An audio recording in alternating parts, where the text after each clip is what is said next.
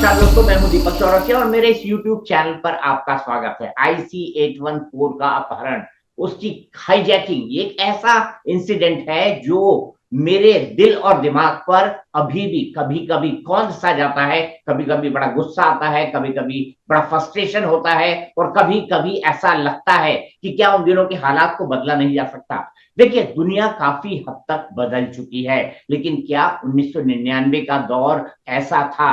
क्या उस वक्त की परिस्थितियां ऐसी थी कि भारत जो है प्राइम पोजीशन पर रहकर चीजों को निगोशिएट कर सके? क्या उस ढंग पर कंधार हाईजैकिंग की बेहतर हैंडलिंग हुई थी?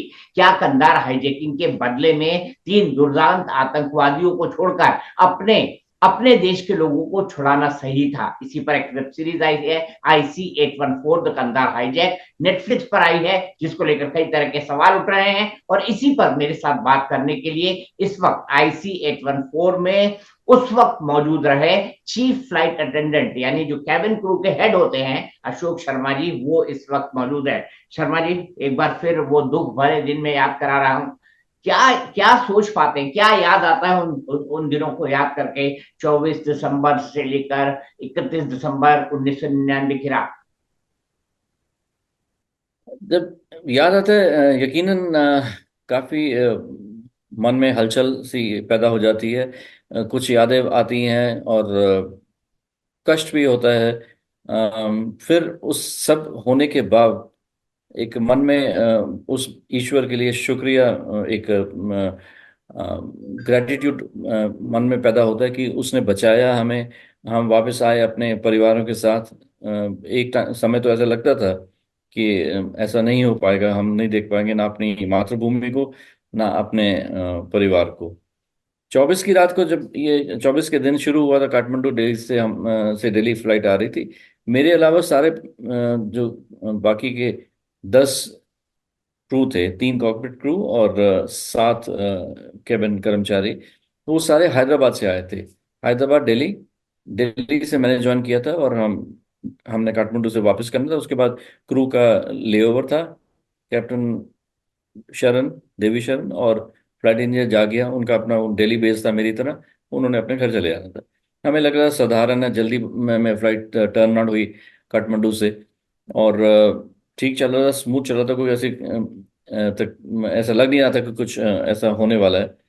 फिर वो एक मैं कॉकपिट में पूछने गया, जैसे होती है हमारी उन दिनों होती थी, अब शायद थोड़ा रिस्ट्रिक्टेड है, कि पूछा भी कुछ चाय कॉफ़ी आपको उतरने से पहले चाहिए? तो उन्होंने हाँ किया। मैं जाके लेके चला गया अंदर। जब वापस आया तो एक मास्क पहने हुए एक शख्स खड़े थे। उन्होंने चश्मा लगा हुआ था और हाथ में उनके एक पिस्टल थी। उन्होंने कहा हम तैयार है, टेक ओवर कर रहे हैं।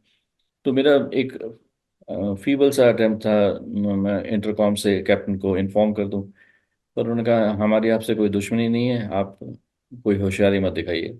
यही डायलॉग बाकी के हाईजैकर्स ने भी टाइम टू टाइम रिपीट किया था। अ, तो उसके बाद तो मेरे को उन्होंने कहा कि पीछे जाइए। फिर कहर ढा दिया उन्होंने लोगों की। फूड ट्रेज खींच खींच के नीचे फेंकी। एक कैबिन में ट्रॉली खड़ी थी, उसको बड़ी जोर से धक्का दिया। लोगों के साथ बदसलूकी करी, मारपीट करी। उन और सबको पीछे जाने को कहा, जितना भी जे क्लास था वो सब खाली करवा दिया। फिर वो जो अमृतसर पे स्टॉप गो होता रहा, उस दौरान उन्होंने स्टैप किया। वो हमें मेरे को नहीं पता था, मेरे जो जूनियर कॉलीग थे सतीश और एयर होस्टेस रजनी, उनको मालूम था। और उन्होंने उसको अटेम्प्ट भी किया, स्वर्गीय रिपन कटियाल जी को बैंडेज करने का, कुछ करने का। और दूसरे वो सतनाम सिंह जी थे। पर ये सारा एफर्ट्स उनके केस में, रिपन जी के केस में असफल रही, बिकॉज वो अपना उन्होंने प्राण त्याग दिए। ठीक है, मैं रूपेन का भी ये आज चाहूंगा, मैं पूछूंगा कि क्या मारने की वजह थी। लेकिन सबसे पहले ये जानना चाहूंगा, आज आप 2024 के अंदर बैठे हैं। 1999 की घटना जब ये हाईजेक हुआ, आप पीक पे थे, आपको समझ नहीं पड़ रहा था क्या होगा। क्या आपको कभी ऐसा महसूस हुआ कि भाई बस यहीं थम जाना है, शायद ईश्वर ने जिंदगी यहीं तक लिखी? आप उन 7 दिनों की बात कर रहे हैं? जी। हाँ। जैसे दीपक जी, जो किसी भी इंसान का जो करेज है ना, उसका अनफेवरेबल सरकमस्टांस से जूझने की जो शक्ति है, वो धीरे धीरे टूटती है हमेशा। तो जैसे पहले दिन, इवन आफ्टर, जब हमने उसका रिपन जी का पार्थिव शरीर उस बाहर स्टेप लेटर पे रखा, तो एक झिंझोड़ा हो गया था। मतलब हमें लगा कि ये बहुत सीरियस सा इंसिडेंट है। उसके बाद उन्होंने मेरे को अलमिनात से टेक ऑफ करने के बाद उन्होंने मेरे को अलग ले जाके फ्रिस्क भी किया था, और सारा कुछ मेरे पेन शेन दुनिया भर के वॉलेट सब कुछ चेक किया ऊपर से लेकर। और उसने मेरे को वार्निंग भी दी, आप जैसे जो हरकतें कर रहे हैं उससे आप तकलीफ में आ जाएंगे। अब मेरी हरकत सिर्फ इतनी थी कि मैं थोड़ा फिजिटी हो गया था। फिर भी ऐसा लग रहा था भी कुछ ना कहीं रिजॉल्व हो जाएगा मामला। 2 दिन ऐसे चलता रहा, कि उनकी तरफ से टेंशन थी एयरक्राफ्ट में कँधार पहुंचने के बाद। बहुत ज़्यादा वो हमें खाने पीने को भी नहीं दे रहे थे। चाय मंगवा ली, कभी फ्रूट्स आ गए, कभी इस तरह हुआ, पानी शानी आ रहा था, ठीक है। लेकिन इतना जीवन को खतरा उतना नहीं लग रहा था। वो धीरे धीरे जब 27 को रिलीफ फ्लाइट आई, उसके बाद इन्होंने एक इंसिडेंट हुआ कि इन्होंने उन पे प्रेशर डालने के लिए 2 फॉरेनर्स को आगे ले गए और कहा कि इनको हम वो एग्जीक्यूट करेंगे। तो उन्होंने, तालिबान ने इनको कहा कि अगर ऐसा कुछ हुआ तो हम आप पे हमला बोलेंगे। फिर वो जीप्स वगैरह आने की हुई, तो इनकी वॉकी टॉकी से आवाज़ आ रही थी कि वो जीप्स पास में आ रही हैं, तुम अपने एमिनेशन जो है वो आपको तैयार रखो। तो वो बड़े टेंस मोमेंट्स हैं वहां पे। फिर शुरू हुआ थोड़ा सा मन में शंका आनी शुरू हुई कि वाकई ये इसका आगे इसका रिजल्ट क्या होगा। उसके बाद 29 तक फिर ऐसे चलता रहा। उन्होंने 29 की रात को कहा कि हम कुछ लेडीज और उनको रिलीज कर रहे हैं। उन्होंने कैबिन में पिक भी कर लिए जितने बच्चे वगैरह थे। तो मैंने, जब वो चले गए तो एयरक्राफ्ट में बहुत कम लोग रह गए। तो मेरे अच्छी तरह याद है, मैं जागिया साहब के पास गया। वो हमसे थोड़ी सी आगे बैठे थे। मैंने कहा, sir, is it a good sign और अ बैड साइन? तो उन्होंने मुझको हक किया, कहते हैं don't worry, it's a good sign. पर चंद मिनट बाद वो उन वही जितने लोग आगे लेके गए थे वो सबको वापस आए, धक्के मार मार के, जैसे बहुत उत्तेजित थे वो लोग, हाईजैकर्स। तो उस वक्त फिर उन्होंने हम सो गए, खैर, हताश हो गए। सुबह उसने कहा जब वो कि मेरे हिंदुस्तानी भाइयों, आई मीन मैं शॉर्ट में बोल रहा हूँ, कि उठो और आपके लिए कोई अच्छी बुरी खबर भी हो सकती है। फिर उसने बताया कि हम शूट करेंगे, हमारी टॉक्स फेल हो गई हैं, एक को शूट करेंगे, सबको शूट करेंगे। तो तब तक वो एक ऐसा अपने जहन में बात ऐसी लगने लग गई थी कि वाकई अब जिंदगी वाकई खतरे में है। तो और उसमें तुम कुछ कर नहीं सकते, यू आर हेल्पलेस। तो रिजाइन करके तुम सोचते हो कि मेरे घर वालों की याद आती है। फिर तुम सोचते हो मैं किस तरह पहुंचूंगा, किस कॉफिन में, या बैडली इंजर्ड, या सर्वाइव, या कुछ इस तरह के वो थॉट्स है। But again the dominant form was absolutely helpless, और असहाय थे, और कंफ्यूज थे। एक बात आपसे जानना चाहता हूं, चूंकि आपने IC-814 की सीरीज देखी और हम इसी संदर्भ में बात कर रहे हैं, ये सीरीज कितनी फैक्ट और कितना फिक्शन है? अगर आपको 100% में कहने को कहा जाए कि कितने परसेंट ये फैक्ट है और कितने परसेंट फिक्शन है? बहुत जनरसली मैं कहूँगा 60% फैक्ट है, 60। और उसमें जो पहले मैंने जैसे इनएक्यूरेसीज की बात की जाए, तो उसका तालमेल नहीं है। आपने कह दिया वर्क ऑफ फिक्शन, पर वर्क ऑफ फिक्शन का ये मतलब है ना, अगर आप कहो कि 3 जैसे कैबिन क्रू को दिखाएं और 5 को ना दिखाएं, तो उससे स्क्रिप्ट पे क्या अच्छा असर हुआ मुझे नहीं समझ आता। दूसरा, जैसे पायलट्स के नाम चेंज कर दिया, को पायलट का नाम चेंज कर दिया, फ्लाइट इंजीनियर का नाम चेंज कर दिया, कमांडर का नाम ने देवी शरण की जगह शरण देव रख दिया। चलो, convenience, again your creative liberty, I am not questioning that. उसके बाद कैबिन के अंदर जैसे चीज़ें उनके बॉटल्स दिखा दी, वो 200 मिलीलीटर वाली, और उन दिनों तो होती नहीं थी। एंड जो सब्सिक्वेंट जैसे हाईजैक शुरू होता है, उस दौरान जो टेंशन क्रिएट होती है इनिशियली, ठीक है, जो चीज़ है मैं उससे क्रेडिट नहीं ले, दूर नहीं लूंगा या डिनाई नहीं करूंगा।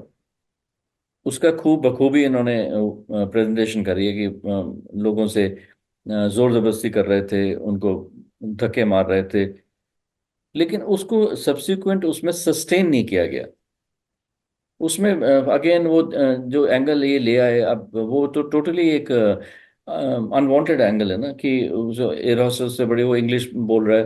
अब वो तो इंग्लिश नहीं बोल रहा था, अगेन यू विल से कि नहीं ये तो हमारा फिक्शनल अकाउंट है, फेयर पॉइंट। बट उसके जैसे धीरे धीरे बच्चों की तकलीफ थी, या अब उसमें फुटेज इन्होंने दिखाई है अलमीनात पे जब धक्के दे रहे हैं लोगों को, बाहर फेंक रहे हैं। तो आप ये उससे जो एक्चुअल इंसिडेंट है उससे दूर भी नहीं जाना चाहते। आप बार बार उसको व्यूअर को रिमाइंड करना चाहते हैं कि देखो असलियत में भी ऐसे हुआ था। अगर असलियत में ऐसा हुआ था तो कुछ तो आप प्रयास किया होता है इन लोगों ने। उसमें फिर टेक्निकल इनएक्यूरेसीज है, जैसे कैप्टन का दिखाना कि उसने आगे जाके कंधार में कि उसने फ्यूल जेटसन कर दिया। वो आप, मैं तो एक नॉन पायलट हूँ, आप या टॉयलेट भी नॉन साफ कर इंजीनियर। दिया। हाँ जी।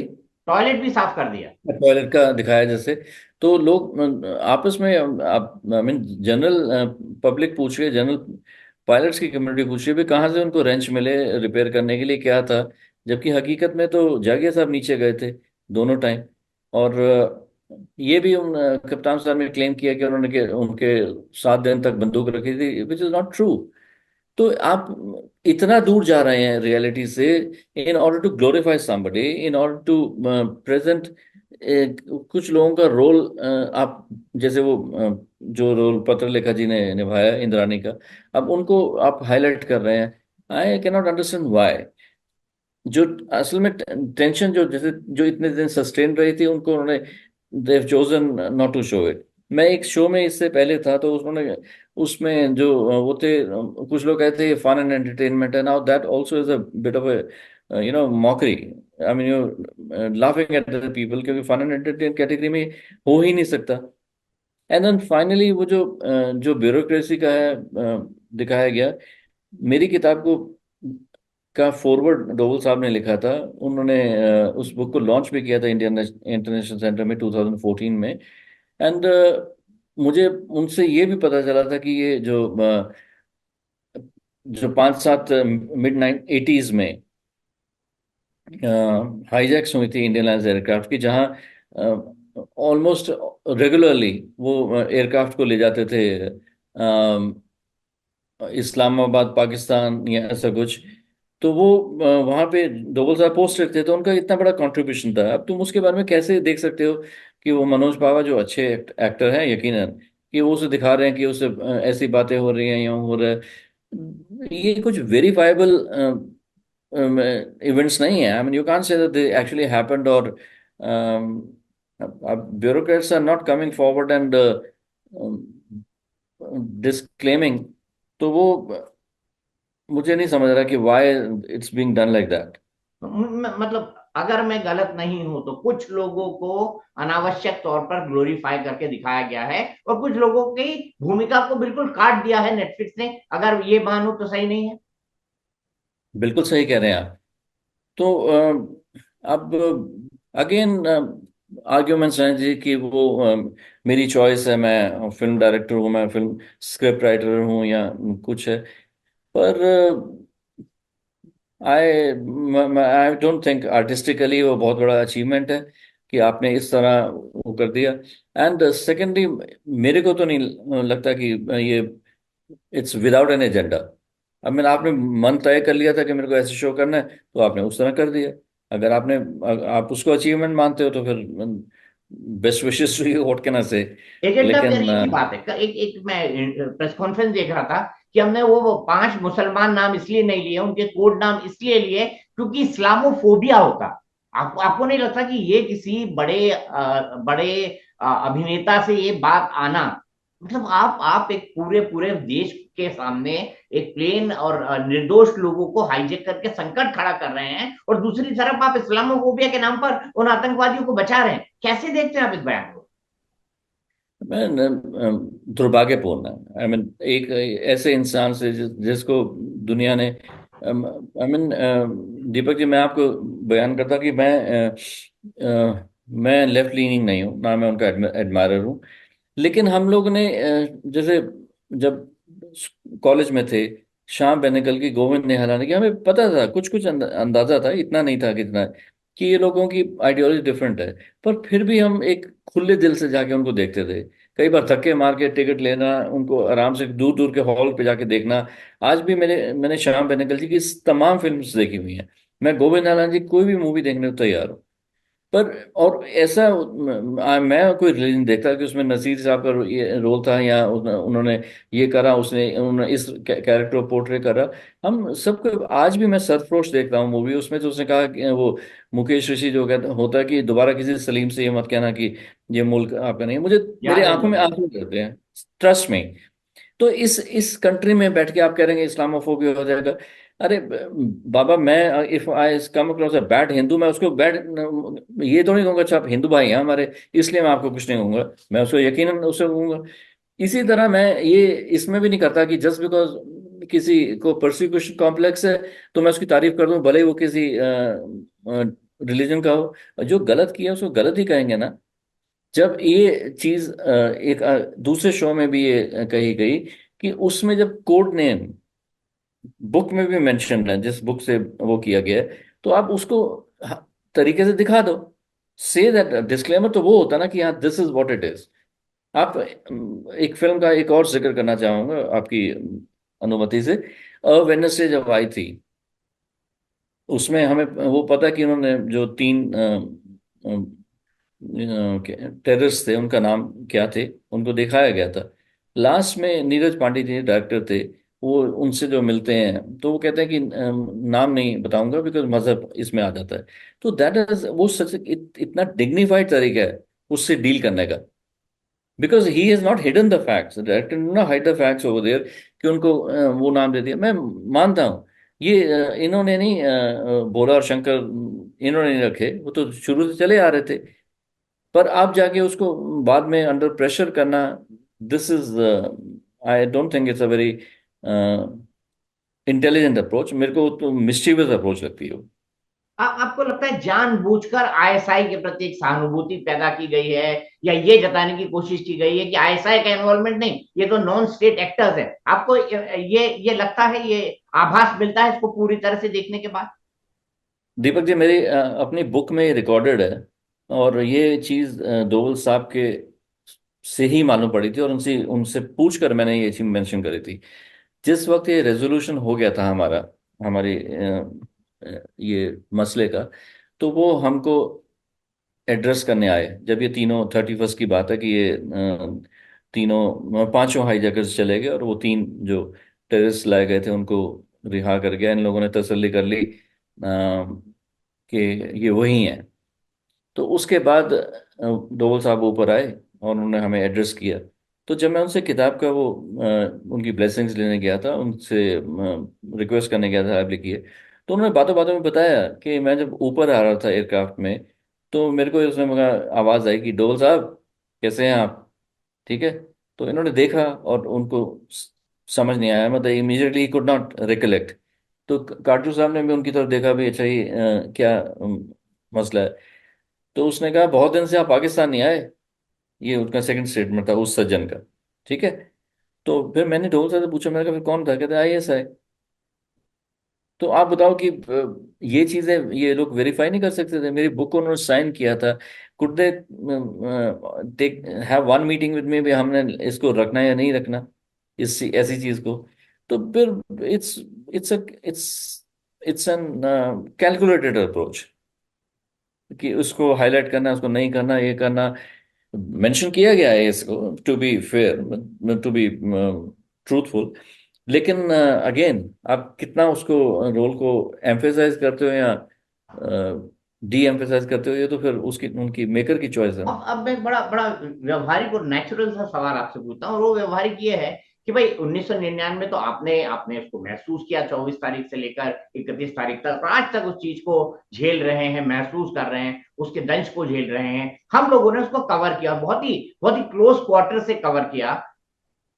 आज 2000 के बाद, 24 साल बाद जो पीढ़ी ये देख रही है नेटफ्लिक्स की सीरीज को, क्या उसको ये देखकर ये भ्रांति नहीं मिलती कि देखिए हमारी सरकार ने शायद गलती कर दी उस टाइम पे, हमारी सरकार को शायद ऐसा नहीं करना चाहिए था, ये आतंकवादी तो बड़े अच्छे लोग थे, देखिए हम इनके साथ कितना जुल्म और ज्यादती कर रहे हैं, बीच में का जगह के वर्ड भी आ गया, बाकी सारी चीजें आ गई, ये इंप्रेशन तो नहीं जाता है। और आप और हमारे कुछ फिल्मकार हैं जो इंप्रेशन देना चाहते हैं जान। बिल्कुल इंप्रेशन जाएगा। मतलब इतना एक्चुअली, एक जैसे कहते हैं ना, हमारे सर के ऊपर देते हैं ओवरलोड ऑफ इंफॉर्मेशन। आप ये देखिए, मैं जेनेवा में तो मुझे कोई इंडियन न्यूज़पेपर मिलता नहीं, अगर मैं खोलता हूँ तो सैकड़ों न्यूज़पेपर्स हैं, कितनी न्यूज़ हैं, न्यूज़ चैनल्स हैं, यह सब कुछ है। तो what I will do is कि मैं अपनी कन्वीनियंस के हिसाब से उनको पिक कर लूंगा कि मुझे ये वाला है, इस पे मैंने 5 मिनट लगा दिए, बाकी छोड़ो। तो फॉर देम रेफरेंस पॉइंट तो यही होगा। आज लोगों को ये याद दिलाना कि इसमें एक नेशनल जियोग्राफिक चैनल की एक बहुत ही उम्दा डॉक्यूमेंट्री बनी थी, you have to remind them. तो देखो कितना फर्क आ चुका है। वो 2000 में रिलीज हुई थी। It's a very well made documentary, बहुत अच्छे, मेरा मतलब hats off to them. They were interviews with me, the commander, और इवन ब्यूरोक्रेट्स, ये लोग थे। तो वो रेफरेंस पॉइंट ना होके इस तरह की, because this is more easily available, this is more, it's more fashionable to be seeing a series of this kind, OTT. तो आप सही कह रहे हैं कि इसका बहुत इसका पोटेंशियल टू कॉज हार्म और डैमेज इज इनॉर्मस। उस किसके पास इतना वक्त होगा कि उसको देखें, कि नेम्स कंपेयर करें या करें। पुरानी होती जा रही हैं चीजें। पर इम्प्रेशनेबल माइंड्स पे तो ये चीज वो हो जाएगी ना। ठीक है। अब मैं आपसे जानना चाहता हूँ, इन तमाम दिनों का सबसे टेरिफाइंग मूवमेंट आपके हिसाब से कौन था? फिर मैं आऊंगा निगोसिएशंस के ऊपर, आतंकवादियों को छोड़ने के ऊपर। सबसे टेरिफाइंग मोमेंट वही था जब इन्होंने 30th को बोला कि 30th मॉर्निंग को कि हम शूटिंग शुरू करेंगे, एक करेंगे तो दूसरी करेंगे। एंड मेरे को उन्होंने, हम इकट्ठे बैठे थे 15th रो पे बीच में, और 16th रो पे। अंजी, आपने बताया कि अंदर माहौल क्या था, क्या ये आतंकवादी कर रहे थे, कैसे एक सेक्शन को लगा कि आईएसआई को जो है वो थोड़ा सॉफ्ट पैडल करके इनको नॉन स्टेट एक्टर्स को कहने की कोशिश की गई। लेकिन निगोसिएशन जब खत्म हुई उसके बाद जितनी जानकारी हमारे पास है, मौलाना मसूद अजहर सीधे पाकिस्तान की तरफ भागा, बाकी चीजें पाकिस्तान की तरफ हुई। तो ये जो निगोसिएशन चल रही थी, ये बातचीत जब चल रही थी, तो कभी आप लोगों ने इन लोगों के मुंह से पाकिस्तान, हमारी सरजमी, कश्मीर, ये सब नाम सुने थे वहां? कश्मीर डेफिनेटली, वो तो पहले शुरुआत में ही उनका वो हो गया था। और ऐसा भी लग रहा था कि हम क्योंकि हमें तो कोई इन्फॉर्मेशन थी नहीं ना इनके बारे में, क्योंकि हमें लगा कि कश्मीरी वो ही हैं। किसी ने कहा कि जैसे एक अपने यात्री थे अनामी स्वरूप, उनकी मदर की डेथ हो गई थी और वो उसमें जा रहे थे, पहले ही फ्लाइट लेट थी उनकी। तो वो उन्होंने इनको कहा कि मेरी मदर का फ्यूनरल है। तो उन्होंने कहा हमारी भी बहुत लाशें पड़ी हैं, हमारे भाइयों की भी बहुत लाशें पड़ी हैं कश्मीर में। तो उस तरह का पहले 1-2 दिन में इम्प्रेशन हमारा ये था कि ये वो लोग हैं। फिर उसके बाद से इसने इन्होंने वो जब उसका नाम नहीं लिया, लेकिन ये कहा कि हम एक ऐसे शख्स के लिए लड़ रहे हैं जिनकी पेन में, जिनकी आवाज में बहुत ताकत है। तो वो बाद में हमें कनेक्टिंग द डॉट्स, हमें लगा कि ये मसूद अजहर की बात कर रहे हैं। और बाद में जब इनका वो हुआ था, जब डील हो गई थी 30, हमें 30th को मालूम पड़ गया था कि डील हो गई है, रिलीज 31st को हुए थे। तब भी इन्होंने कहा कि हमने अभी समझौता कर लिया है, उनका जो भी उर्दू वर्ड था। एंड बाकी लोगों की रिहाई के लिए हम फिर दोबारा वो करेंगे।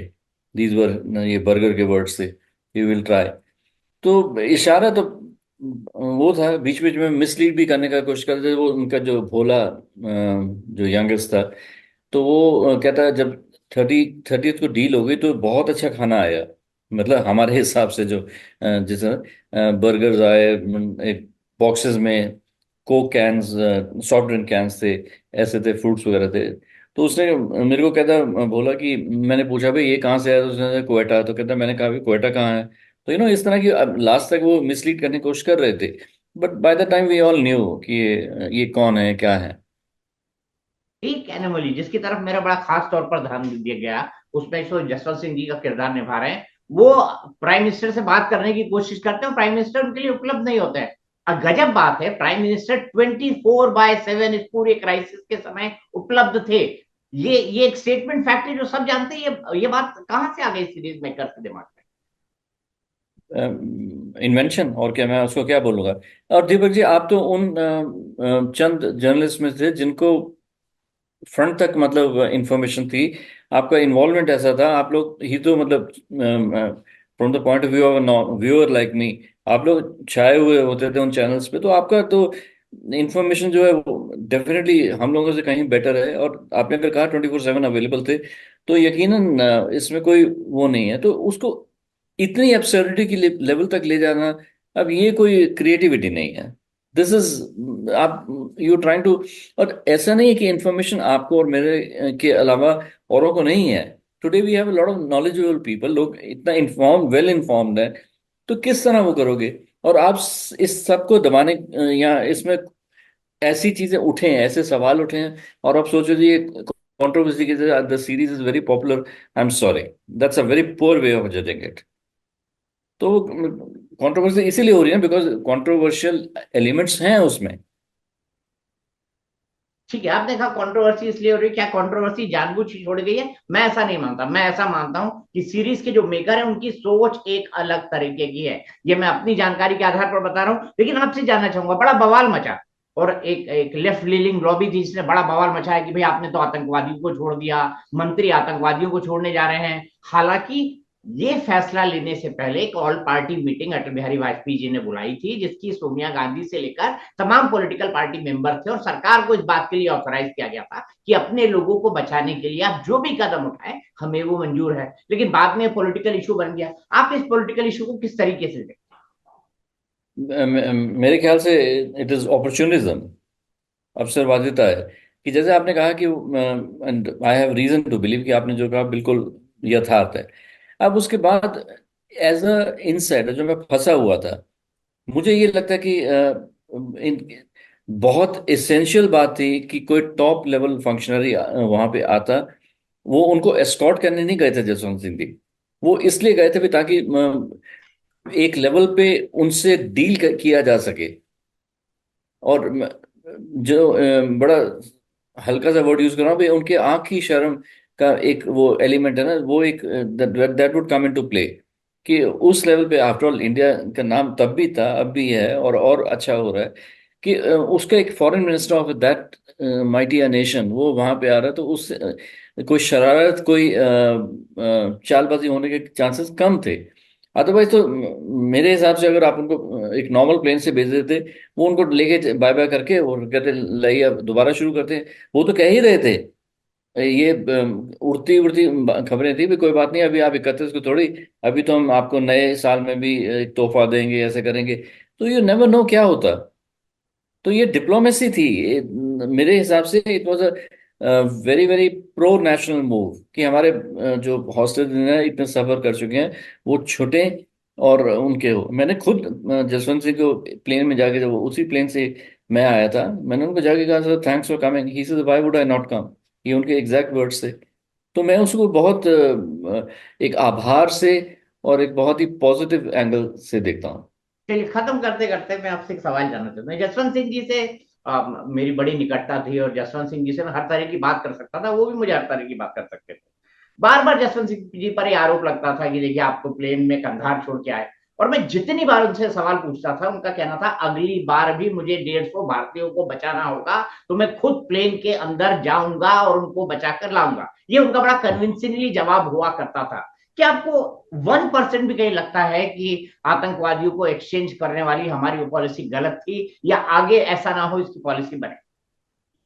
देखिए दीपक जी, मैं ये जरूर कहूंगा कि हमारे लिए एक अनफॉर्चुनेट मोमेंट था कि इनको लोग छोड़ना पड़ा, बिकॉज उसके बाद से बहुत सारे हमें उसका कॉन्सिक्वेंसेस भुगतने पड़े हैं और कितने लोगों की जान गई है। हर जान कीमती होती है, ना सिर्फ वो हॉस्टेजेस की थी, ये भी था।